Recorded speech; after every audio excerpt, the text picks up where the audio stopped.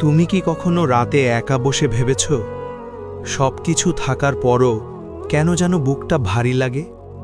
দামি ফোন, বিলাসবহুল জীবন, বন্ধু, পার্টি, হাসি সব আছে, কিন্তু তবুও মনে হয় আমি যেন ভিতর থেকে মরে যাচ্ছি।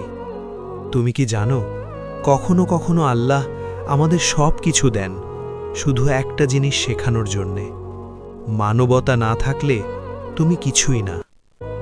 মুম্বাই শহরের অভিজাত এলাকায় দাঁড়িয়ে থাকা একটা বিশাল প্রাসাদ, খান ভিলা।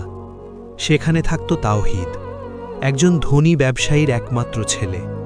তার জীবন ছিল নরম বিছানা, ঠান্ডা এয়ার কন্ডিশন, দামি গাড়ি আর রাতভর পার্টি।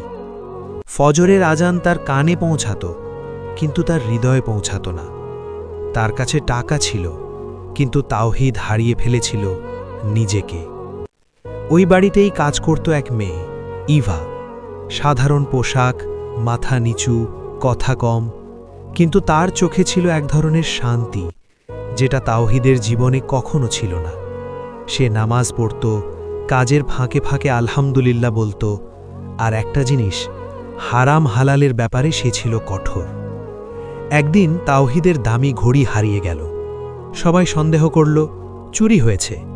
ঠিক তখনই ইভা এসে বলল, স্যার, এটা সোফার নিচে ছিল। তাওহিদ শুধু নিয়ে নিল, একটা ধন্যবাদও দিল না, কিন্তু তার ভিতরে কিছু একটা নড়ে উঠল। এত গরিব, তবুও এত সৎ। হঠাৎ একদিন ইভার কাজে এলো না। 2 দিন 3 দিন সবাই বলল, এই ধরনের মানুষদের বিশ্বাস করা যায় না। কিন্তু তাওহিদের মনে অদ্ভুত অস্থিরতা শুরু হলো। রাতে পার্টিতে থেকেও সে শান্তি পেল না।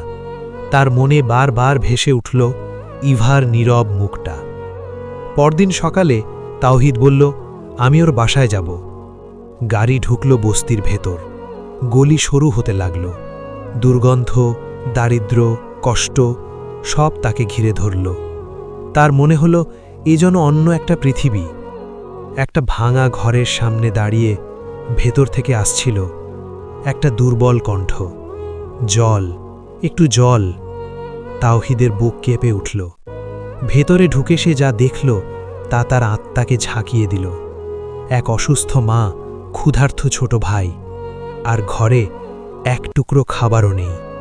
ঠিক তখনই ইভা ফিরে এলো। তাওহিদ জিজ্ঞেস করল, তুমি আসোনি কেন? ইভা নিচু গলায় বলল, মা অসুস্থ। ঠিক তখনই ছোট ভাই বলল, আপা, খুব খিদে লাগছে। এই কথাটা তাওহিদের বুক চিরে দিল।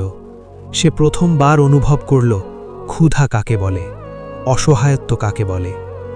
তাওহিদ দৌড়ে গেল, খাবার, দুধ, ওষুধ সব নিয়ে এলো। সেই দিন প্রথমবার সেই ঘরে ভাত রান্না হলো।